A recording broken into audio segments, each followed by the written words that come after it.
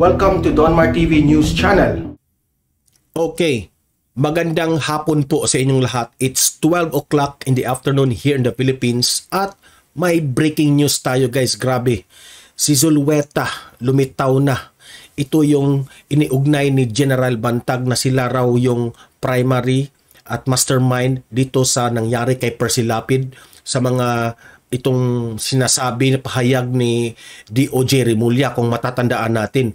Ngunit pinaghahanap itong si Zulueta dahil may haka-haka na patay na ito, pumunta sa ibang bansa, nagtatago. Ngunit hindi yan totoo lahat dahil nagpakita na itong si Zulueta, nagpahayag na itong si Zulueta. Okay? So, yan ang itatalakay natin ngayon. Okay? So, breaking news yan. Hindi ako mapakita yung video dahil makapiright tayo ng ABS-CBN kasi breaking news ito ng ABS-CBN eh. Zulueta lumitaw na.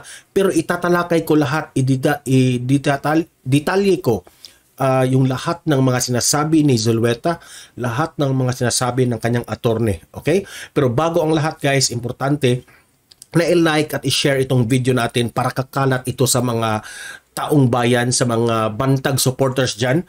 And also, okay, so sabay-sabay tayong mag-like and share sa ating Facebook at YouTube. Ready? 1, 2, 3, go!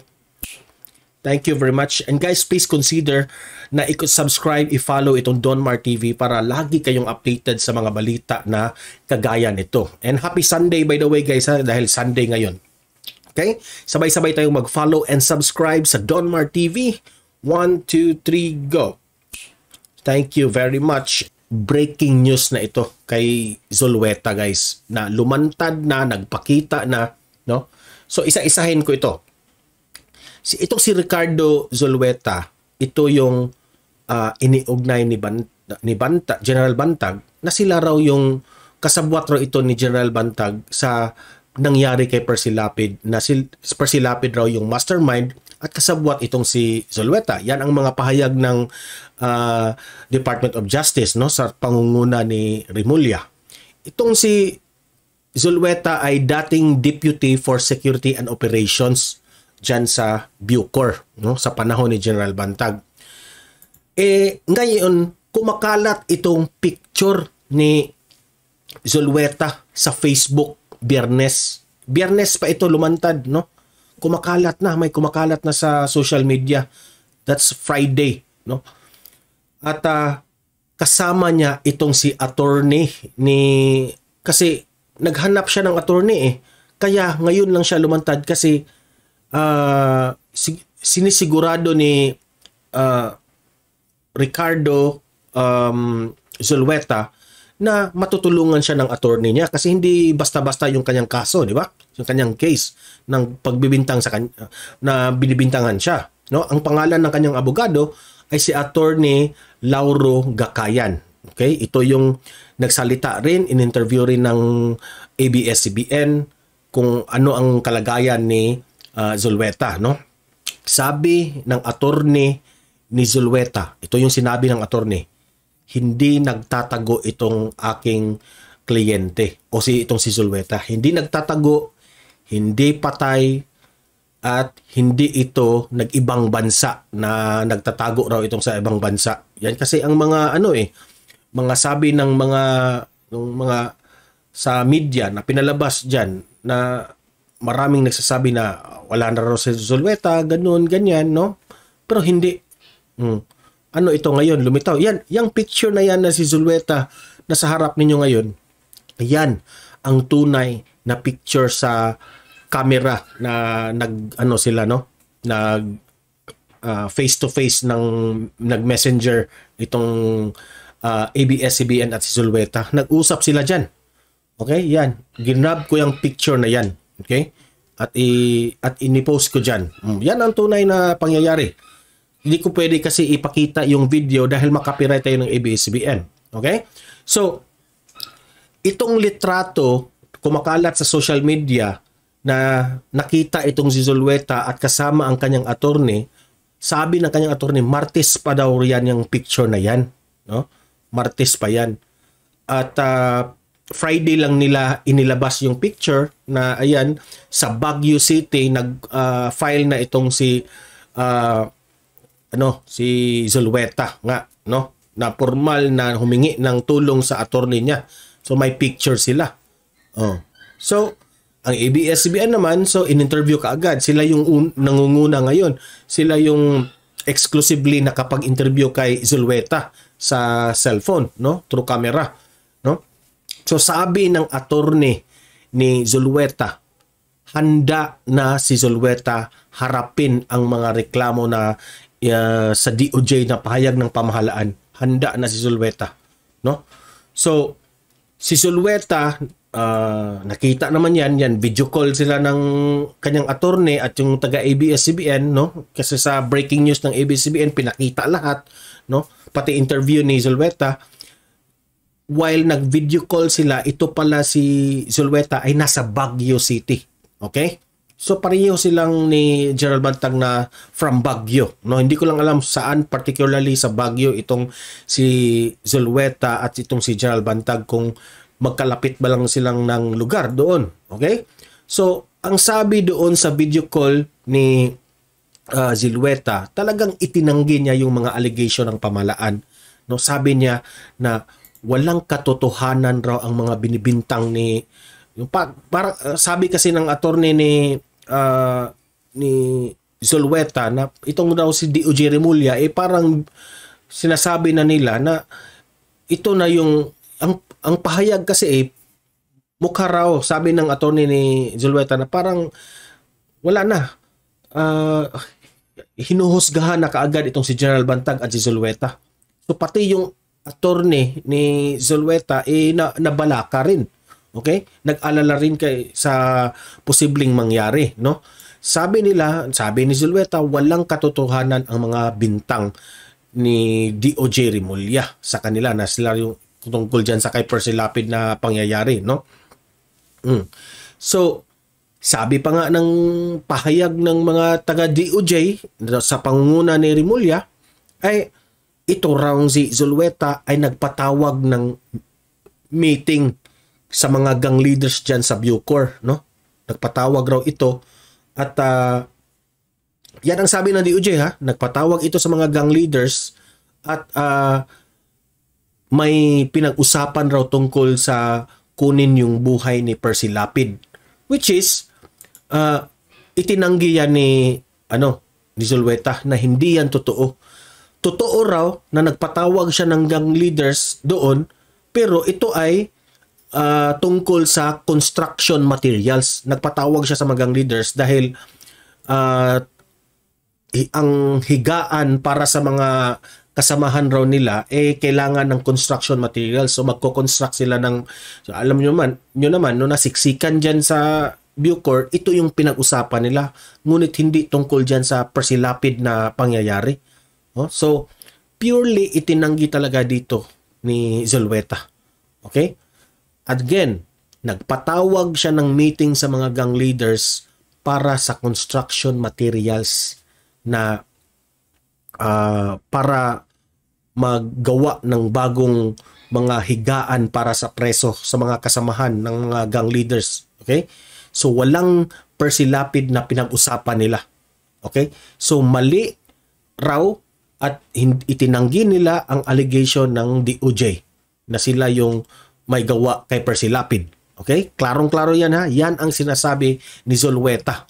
Kasi ito na lang si Zulueta ang hinihintay ng taong bayan, na buong akala ng iba na itong si Zulueta raw ang lumantad at sabihin na si General Bantag talaga ang may kagagawan. Okay? So, ayan, itinanggi na ni Zulueta. So, unti-unti na nating makikita ang picture na wala talagang kinalaman dyan si General Bantag sa pangyayari ni Percy Lapid. Di ba? So, itong Panginoon natin talaga, the truth will really show kung ano talaga. Di ba? So, ito, lumantad na si Zulueta. Ito yung hinihintay ni DOJ Remulla. Di ba?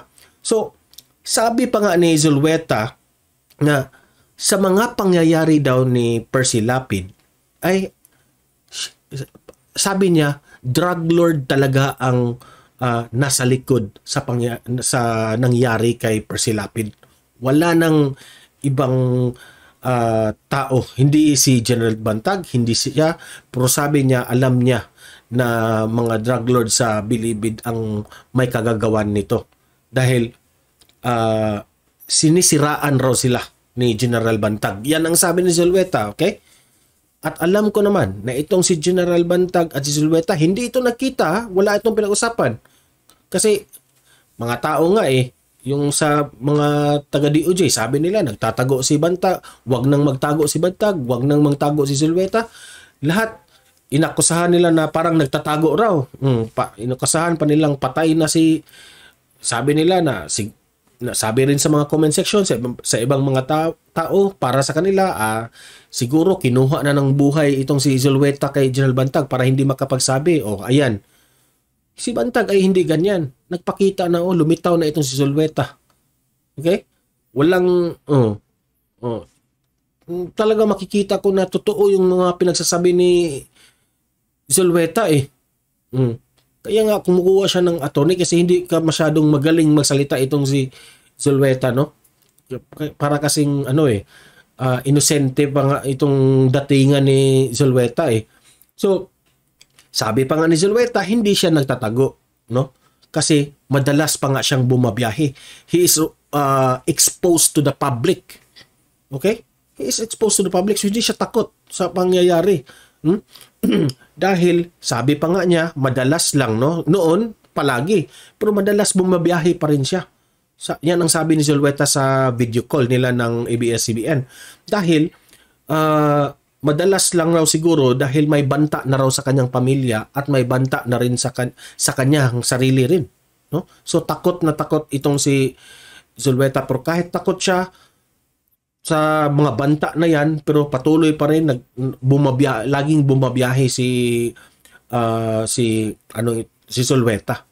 At may payo tayo kay Zulueta na mag-ingat pa rin, sir, kasi nasa peligro pa rin kahit bumabiyahe ka, no? So always double check na ikaw kasi yung nasa peligro ngayon ikaw yung hinihintay ng taong bayan na lumantad. So careful ka, no? Sa mga biyahe mo, sir. No? Peligro yung kalagayan mo ngayon, no? So, di nga siya nagtatago, araw-araw siyang bumabiyahe, no? Pero parang madalas na lang kasi dahil dyan sa banta, no? So, sabi pa nga niya na very naawa ako dito kay Zulueta kasi ang sabi niya doon sa video call is na para siyang nalungkot ba na nananawagan itong si Zulueta na sana maging patas ang investigasyon sa kanila dito kay General Bantag at itong siyang kanyang sarili, no?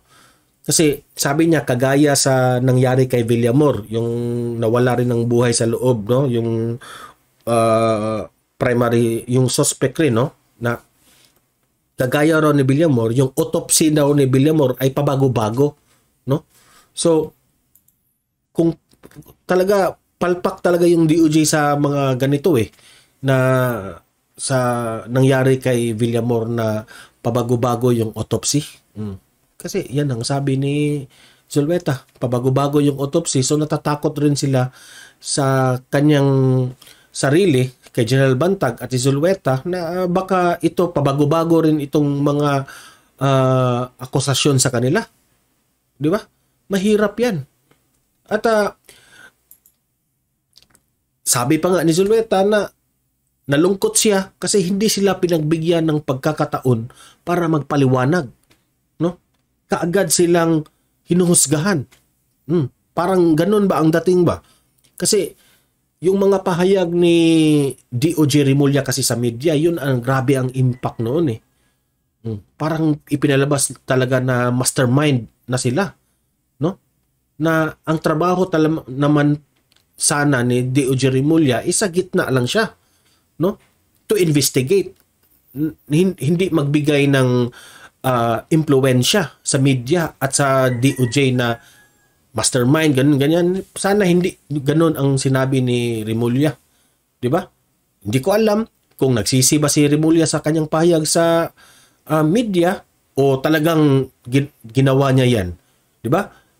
Kasi alam naman natin na sabi ng mga taong bayan na meron palang video si Percy Lapid na binabanatan itong si Remulla. So pwede ring maging suspect itong si Remulla sa nangyari ni Percy Lapid, di ba? Persons of interest. Hindi lang sila General Bantag at si Zulueta. Oh. Di ba? DOJ Remulla, merong video si Percy Lapid na binabanatan ka.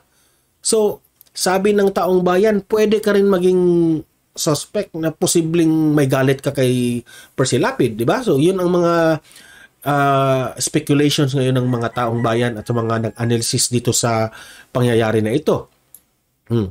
So, sabi ng attorney ni Zulueta na nahuhusgahan na raw itong kanyang kliyente na si Zulueta, no?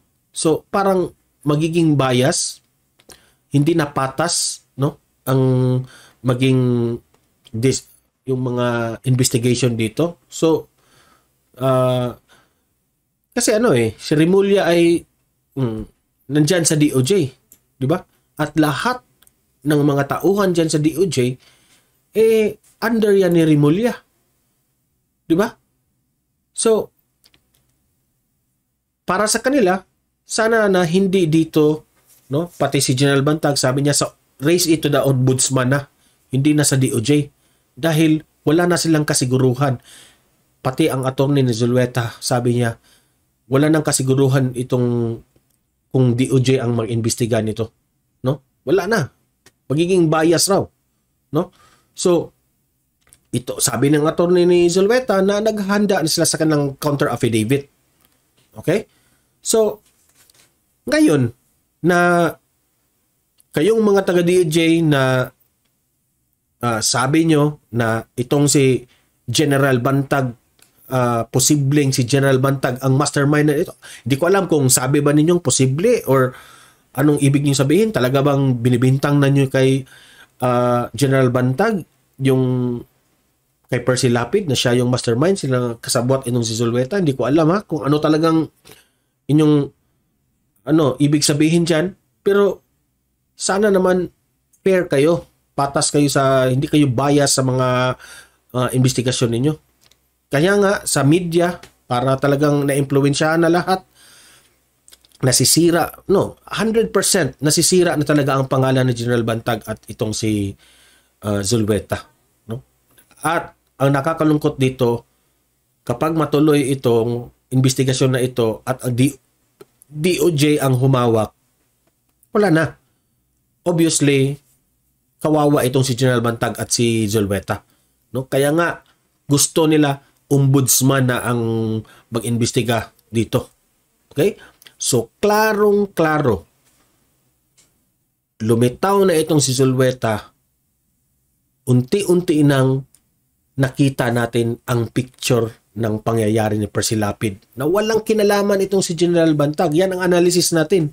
Ang layo. Makikita mo kasi sa isang tao na guilty yung isang tao sa the way mananalita na hindi consistent. Pero itong si General Bantag talagang direct to the point. Walang bulol-bulol na pinagsasabi, no? Hindi iniisip yung pagsalita, talagang tuloy-tuloy, no? Sa kanyang bibig dahil totoo ang kanyang mga sinasabi. Pati itong si Zulueta, kawawa, no? Kasi may personality itong si Zulueta. The way I look at the video, medyo parang mahiyain, no? At talagang he really needs an attorney to explain sa kanyang side. Okay?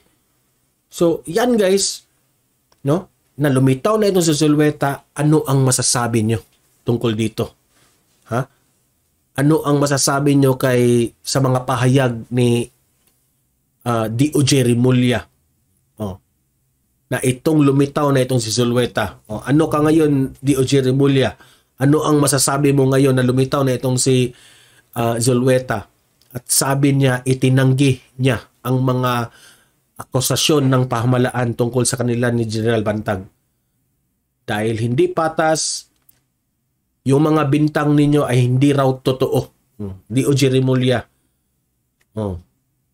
Magpa-interview ka na naman sa media. Alam ko. one of these days, siguro Lunes, tomorrow, magpa-interview ka na naman. Ano kayang masasabi mo dito? So kayong mga audience ko dito, libre kayong mag-comment, mag-react sa paglitaw dito kay Zulueta. Hindi patay, hindi nagtatago, hindi ibang bansa, nandito lang si Pilipinas, nasa public pa nga, open. Hindi siya nagtatago. Hindi yan, sa pananaw natin, hindi guilty ang ganyang style na tao. So, comment, react, babasahin natin lahat ng mga komentaryo nyo tungkol dito. Okay? Importante guys na i-like at i-share tong video na ito para kakalat ito sa taong bayan. And don't forget, i-subscribe at i-follow ang Don Mar TV para lagi kayong updated sa nangyari dito kay General Bantag at ni Ricardo Zulueta at sa mga pahayag dito na sabi nila mali na mga pahayag ni D.O.J. Rimulya. Okay? Yan ang ating subaybayan. Okay? So guys, patuloy nating ipaglaban nating great leader sa Pilipinas, ang ating presidente, ang ating vice presidente, our former president, at always nating mahalin ang Pilipinas. Okay? See you in my next video. Abangan natin ito. Have a great day. God bless everyone.